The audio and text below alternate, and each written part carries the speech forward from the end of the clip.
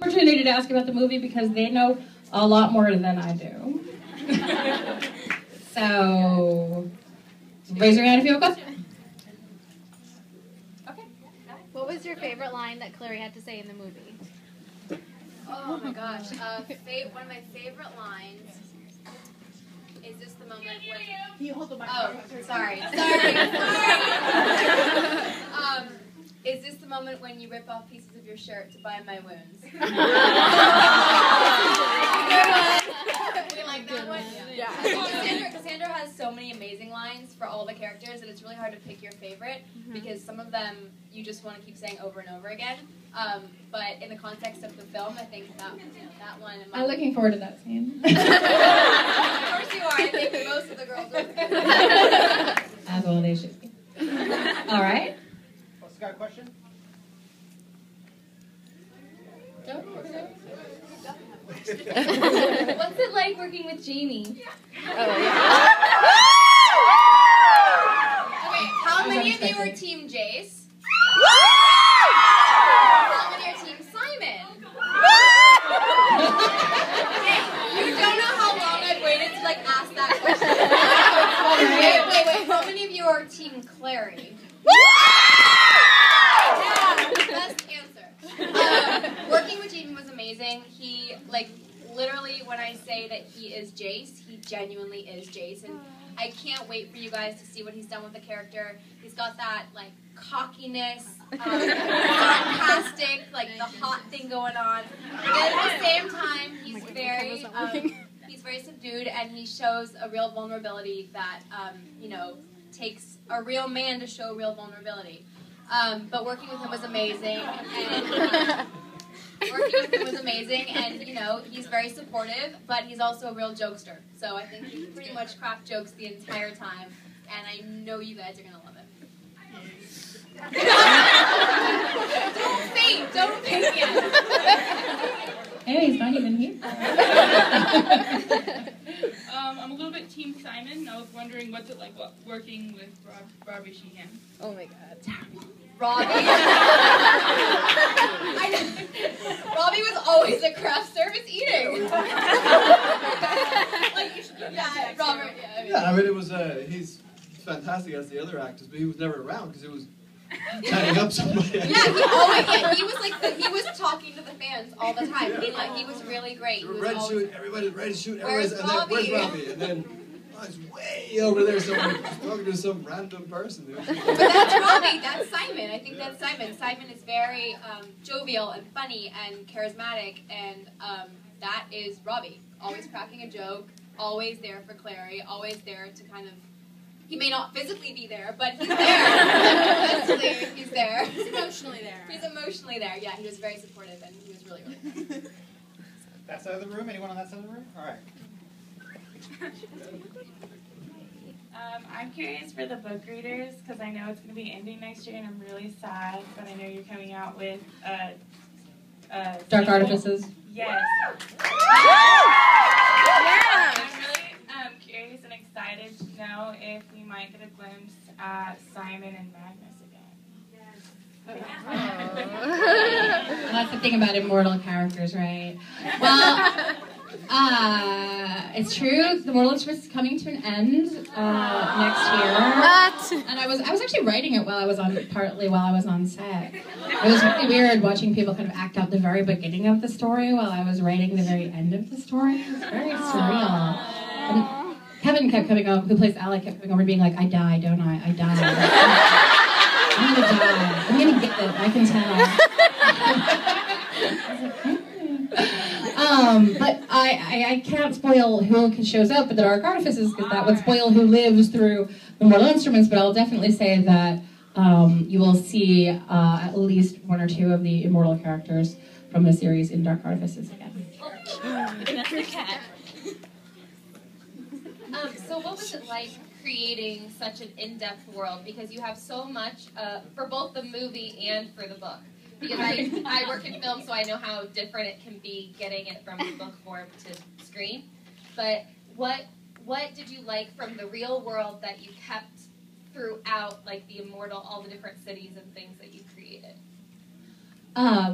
well, book-wise, what I really wanted to capture, and I think something Harold can speak to too, was the sense that the magical world was just like a whisper away from the real world. That, you know, there are all of these recognizable monuments and streets and very places that are very like ordinary coffee shops and clothing stores and, you know, very recognizable grounded things. And then just on the other side of them, or if you look a little bit sideways, there's this whole secret magical world. And I think that it's like creating Takis, those, you know, the restaurant that's in the book, and then it's staffed entirely by like fairies and goblins and whatnot, but it's just a diner, you know? So it was sort of a confluence of the real and the magical that I was going for, and I think that is one of the things that Harold captures really well in the film.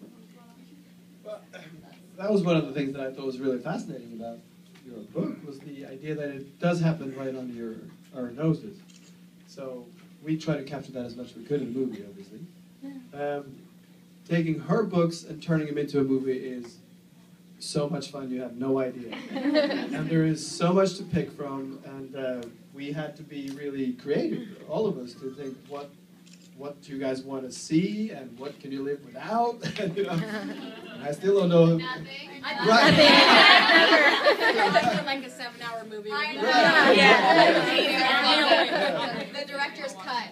Like, no editing at all. That'd be great. But it's been awesome. Hi, I was wondering for Lily, is there any other character that you would want to play besides yourself? And also, I have messages from around the world for you, and I wanted to pass them up. Oh my gosh, thank you. Oh, sweet. Thank you so much. Another character. Do you mean like another character in Mortal Instruments, or just another character in literature? Okay. In Mortal Instruments. Yeah, Dorothea. Especially the way that we played her. Magnus, definitely Magnus. Yeah, Magnus's parties are super cool. Oh my gosh, another character. Well, yeah, you know, it's funny. I probably wouldn't go with another one of the girls. I think makeup nowadays, I guess you can have someone play a guy. I think it'd be really fun to play one of the guys because they get to do so much of the action. I know I have action as well, but the guys seem to get more gritty. And when you see the film, to see the stunts that Jamie and Kevin got to do really were amazing, and to see the weapons that they get to use. But then Magnus has that cool like warlock thing, and he's got those awesome parties, and you know, he wears like glitter. Yeah. I mean, like, what's wrong with parties, glitter, and like, you know, he's with a lot of guys. I don't know. He's kind of a fun character. I'm not really sure. Maybe we could try that out. I'm not really. I think it might work out. Yeah. We can do outtakes. Oh, okay. Lily, what made you want to play Clary? What didn't make me want to play Clary, really? No, it's true. I, like all of you, were fans of the book before I was cast, which really made it that much more special for me, because as fans, I know that everyone has opinions about what your female heroine in a book should be, and you know, with all the other franchises, I've always loved reading. So when I picture someone in my head, I have my own idea of what they should be. And I loved her charisma. I loved, like, not to pinpoint her out, my mom's here. Yeah. Anyway, so my mom and I are like best friends. We're really, really close. And so the relationship that Clary has with her mom, and the fact that this whole journey is on a quest to help save her mom and to get her, I love that storyline. I love that she didn't just... you know, she fights back with the boys. She's not just the girl in the story. She's not in this love triangle and just kind of waiting for love and just sitting there. She's like, okay, you're cute, but we have to find my mom. I mean, you know, Yeah. she's got more than just that going for her.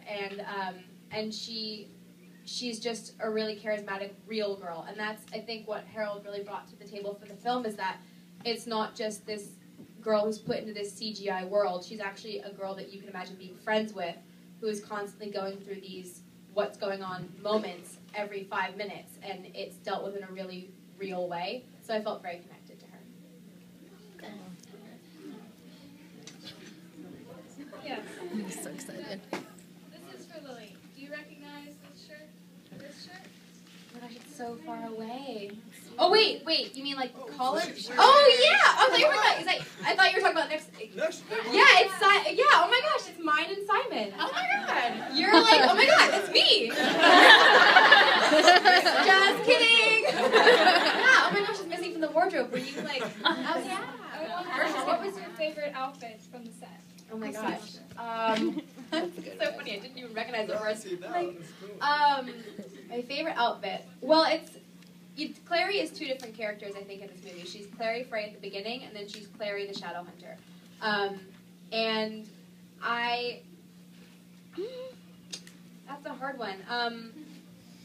I have to admit, I did like wearing the leather pants. And okay, I will tell you, and you're never gonna believe me, so this is why I'm telling you now. In the scene, it's in the trailer. I mean, like in the scene at Magnus's party, I am wearing the shirt where I say it's a top and it's actually a dress, right? So I'm wearing this dress that is literally maybe 2 inches below your butt, and it's very tight, and I'm wearing heels that are maybe this high, genuinely throughout all the stunt sequences.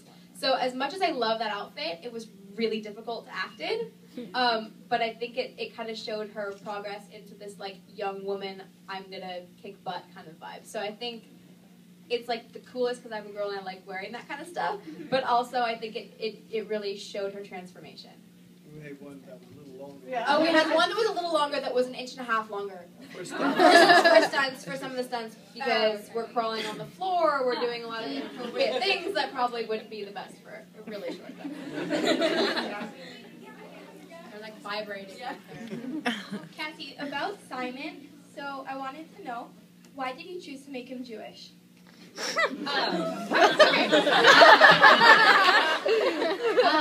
I'm Jewish, and I think it was because I'd never seen anybody write a Jewish vampire, and I was feeling that,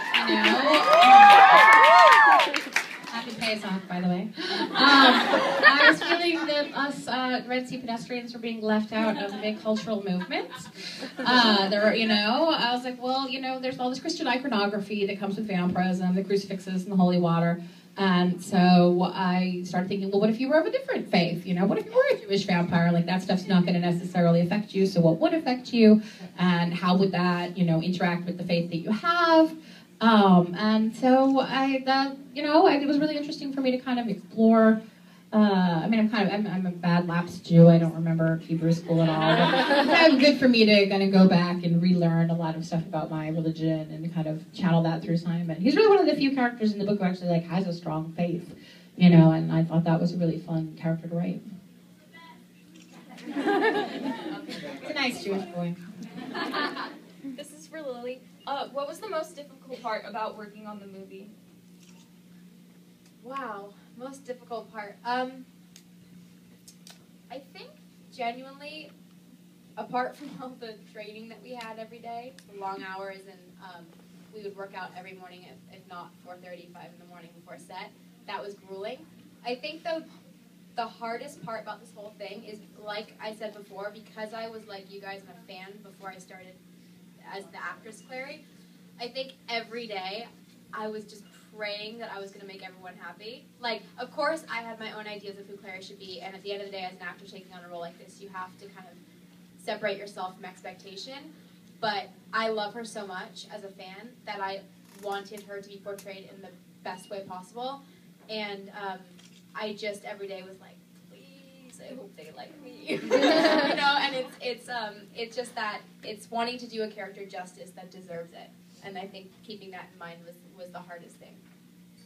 We do like you. Yeah, we love you. We love you. I haven't seen the movie yet. Yeah, this is the first time I've seen Lily not covered in bruises from all the stunts. Long jeans and long shirts. It was all the stunts, so I was very impressed. I remember. Were there any scenes that were kind of favorites that were cut from the movie, or any that were added or anything? Only Harold knows what's in the movie. I'm too nervous to answer that question. Yeah, it's not being done being edited, so it's a work in progress. So we'll have to wait and see what happens. It's Cassie is seeing the movie for the first time next week. I'm excited. Yeah, so and we're open to suggestions, obviously. And so, a movie is much shorter than the book. If we had filmed exactly what the book was, it would be way too long. So we did some. I don't know. I mean, there's I haven't seen it. I mean, you have to compress, and then there's a lot that you can do with sort of visual language, like something that takes 2 or 3 pages in a book to say, oh, the Institute looked like this, it was this big, it was this old, it had this, kind of gait is just 1 second in a film of like fiction of like visual shorthand. So it's a different language film. So I'm really excited to see the movie and to see kind of how the book translates into that different language. We've been trying to keep close. I mean, Cassie's been fantastic in the development of the movie, and we hope we've kept most of the stuff that you love. So, hopefully. If aliens land at the end, I'll tell you all. Hi, Casey. If Will and Jace were to ever meet, and like, would Will be attracted to Clary in any way? Because that's weird. Do you think that there would be any attraction there, or how would Jace? I'm speechless, actually speechless. Okay, well, Will and Jace are both hair and nails, and I mean, they're attracted to feisty, intelligent ladies. So I guess if Will had never, if there was no Tessa and Will was available, and he met Clary, and there was no Jace, who would instantly kill him if he didn't find anything, then sure, they'd probably go out for a couple of dates and see how that went. I don't know if it would last forever, but it'd be a great weekend.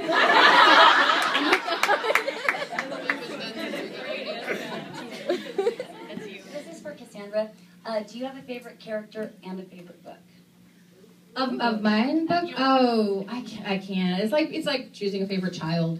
No people do it. Yeah, I know everyone always says that. I have a favorite child, and I'm like, they do? Oh, that's really scary.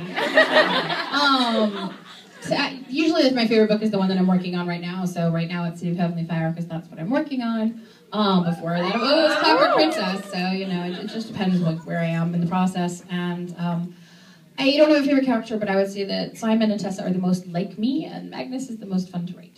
Yeah. We love them all. Yeah. All right, this girl's arm is about to fall off, so I'm going to go see what she has to say.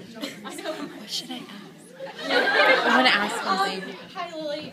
Miss Newsom from SMT says hi. We go to your school. Oh, hey! Oh my gosh, you just said my love. And I was wondering, what is your favorite books out of the Mortal Instruments? I think I'm going to have to go kind of with what Cassie said.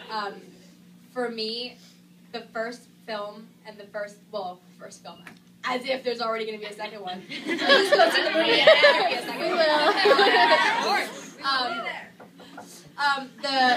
The first book, I think, for me, it's great to see Clary at the beginning and to see how she matures and how she ages and how she really fights for herself and grows into this young woman, even by the end of the book. And then, obviously, she goes off and has this complete growth and adventure in the whole series. But I think in the first one, you get to see that first inkling of what she's capable of. And it's that first time that she meets all the characters, and it's that first introduction as an audience into this magical world that Cassandra's created. And that's kind of that jaw-dropping moment when you first see past a glimmer, or when you first meet Jace, and you are like Clary when you're like, oh my gosh, who is this guy? And I think it's that first entrance into the world that always captures you. And so from then on, obviously, it takes you on highs and lows, and it's exciting. But I think the first one is always the most special to me. So I'd have to say this one. And please send my love to her. And go SMT. Hi, Cassandra. I was wondering, how is it to see your book and then turn into a movie? How was that experience? watching the process and these characters come to like flesh and life? It was amazing. I mean, it's a long process of like casting and getting the screenplay and all of that. And it was interesting. It was very collaborative. Working with the producers, and I talked with Harald, and we talked with Lily, and we talked with the other actors. Throughout the whole casting process to kind of get like a team of actors who would really gel together. That was really kind of cool insight to get into the process and how it works. But there's nothing like going on the set and actually seeing the way that Harald had the sets built. Each one was incredibly detailed, and it was rendered, down to the last little thing. I went into, the library set, and there was all these books, and they've been hand illustrated, and there's the gray book, and each page has a rune, and it's been hand drawn. And I was super happy. I remember Harald wandered onto the library, and when I was there, and I was so happy, I ran up and hugged him, and he's like, "You're in a good mood." And I was like, "This is so exciting, you have no idea." I was just like, you're transported into the places that you've only imagined. And so there's really nothing like it. We're going to get a male perspective. This guy's all the way in the middle, so just pass the mic back when you get a chance. Yeah, question for Lily. What was one of your funny moments you had during filming? Oh my gosh.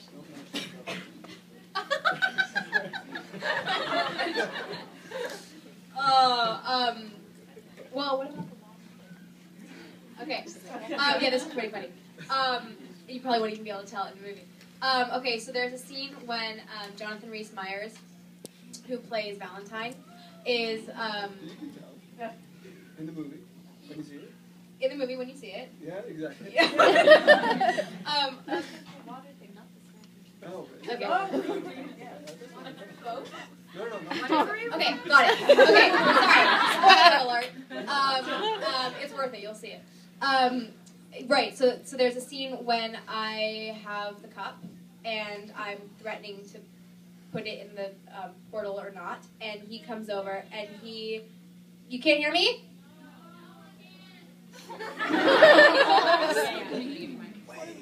Is this better? Have you not heard anything I've said this whole time? Someone need to press replay?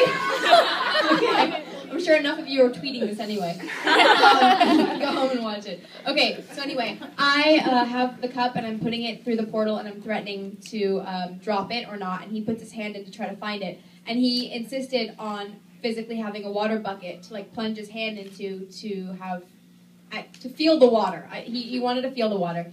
And in his close-up, in which you can't really see anything around him anyway, it's just his eyes, he still wanted to do the bucket of water. And I wasn't expecting it, and neither was the man standing there with the bucket like this. Literally, he's standing like this with water, the prop guy. And Jonathan gets so into it because he's an amazing actor, he's so intense. And he just puts it in. And I kid you not, I was drenching by the end of the shot. The poor guy holding it was drenching, and we weren't even on camera. It was just for the feel of it. So they yelled cut, and Jonathan had no idea, and he looks at us. I'm just standing there crying with laughter. But I didn't want to ruin his take, so I had to pretend I was crying. I had to pretend that it was so scary that I was crying, and the props guy he just closed his eyes, he couldn't deal with it. So it was moments like that you won't even really see in the movie, but just know that behind the scenes we were laughing with. Okay. Oh yeah, and one more. The prop guy, bless him, he was the best. He had to deal with so much stuff. You know how I take the cup out of the card? Well, we actually had we'll see with special effects and stuff. We had a big card that was cut out, and every time I had to go in to grab it was a really intense moment, and I was either crying or frustrated or flustered. And every time I'd go to put my hand in, there's the prop guy he would be this horrible grin on his face, holding this cup, and every single time I'm so intense, and you'll see in the movie, it's so crying, and I just go to reach it, and he's just there and I was like, how can you do that to me? So every single time. That was life on set. All right, I'm going to give this one to the jumping girl because you've been jumping. I don't want you to pass out. I have a question for Miss Clare. If Jem were to have a child with his disease, do the infant be hereditary? What? I'm sorry, wait, what was the question? If Jem had a kid, would they have the disease? No, Jem has a drug addiction. They're not really hereditary. So if he had a kid, the kid would be fine. You know, but he's a Victorian guy, so he doesn't really like sleep around much. So the likelihood is low, but it would be fine. It would be fine. That's not what I thought you asked, but that's. We have time for 3 more questions, so make them really, really good. All right. You heard it. Hi, Lily, Harald, Cassie. I wanted to ask the director, Harald, what drew you to the film process for The Mortal Instruments, and do you have a favorite scene that you filmed? I think the books are awesome. I think the idea of being given the opportunity to put a book like that into a movie is just a dream come true. So I especially like what we talked about earlier, that it was a very realistic story and that it feels like it is happening right now. Yeah. Lily was already on when I was approached, and I thought the idea of her playing it was fantastic. And I like that whole idea of a really strong female lead character who just doesn't trust and just goes by her own instinct. I thought it was great. And, these women are awesome. Do you have a favorite scene? Oh, favorite scene. I was trying to skip that. He doesn't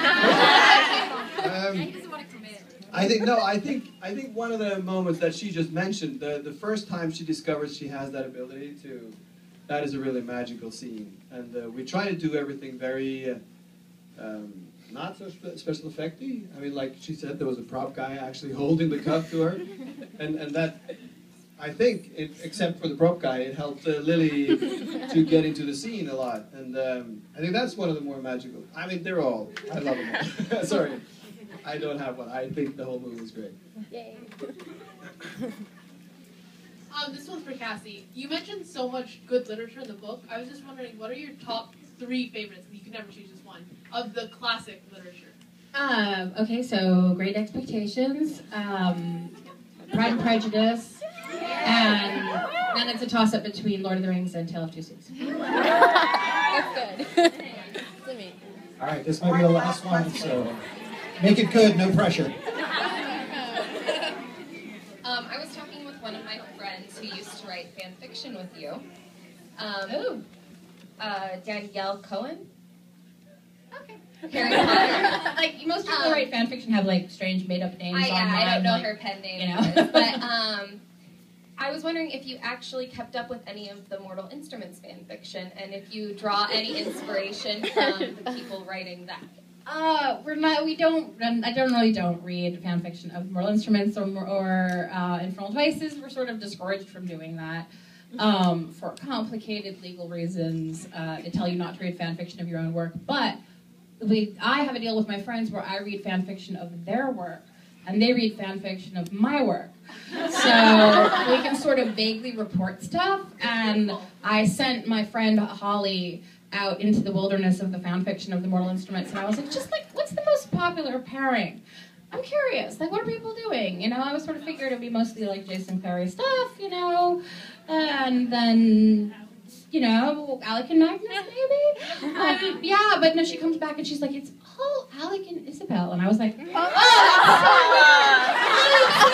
I don't know anything else. So, yeah. Sometimes you're punished for your curiosity. All right, I feel like since we have Lily and Harold here, maybe we have time for one more movie question because I've had a very unique opportunity to have them. Can I ask 2 questions? That was one. If you ask them really fast. Okay, is City of Bones, does it have some of City of Ashes in the movie? Does City of Bones have any of... She's asking if, like, City of Bones and City of Ashes were, like, kind of mashed up together or anything like that, because they do that sometimes. No. Oh, thank goodness. Oh, that's good. Yeah, I mean, there's some hints kind of in City of Bones, if I remember talking to Robert about this, of like, what will come later, but... Oh, Yeah, Harold and Robert, who's the producer, and I were really fascinated by the runes. We spent a lot of time talking about the runes. So there is a rune. There are a couple of runes that you don't learn about until City of Ashes that do appear in City of Bones. They snuck themselves in when none of us were looking.